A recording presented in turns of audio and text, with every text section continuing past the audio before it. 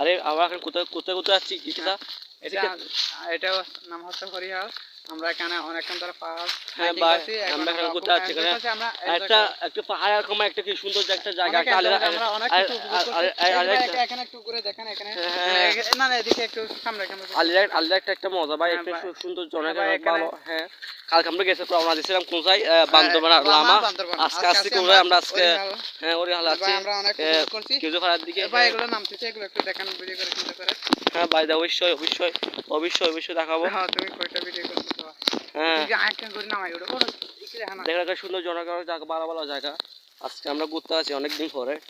আর মানে পাহাড়ি এলাকা মানে একটা কি আলাদা একটা কি সুন্দর একটা আলাদা একটা উপভোগ এনজয়।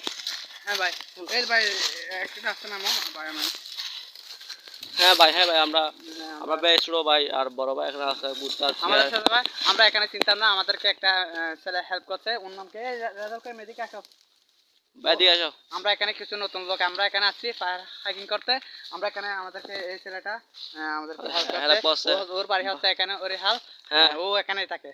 আচ্ছা ভাই আমরা এখানে আস্তে আস্তে নামবো। হ্যাঁ ভাই এখানে রাস্তা ভাই আমরা অনেক কিছু উপভোগ করতে এখানে আমরা অনেক সুন্দর একটা প্রাকৃতিক দৃশ্য ভাই এখানে পাহাড়ের উপর একটা মাত্র সবাই এখানে ঘুরতে আসবেন একটা আলাদা মজা পাবেন আসলে বুঝতে পারবেন আমরা সবাই আসেন একটু ঘুরে দেখেন।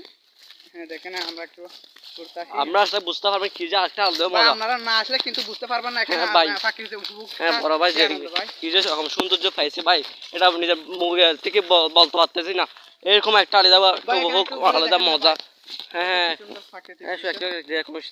দৃশ্য আছে এরকম না তো এরকম করে দেখেন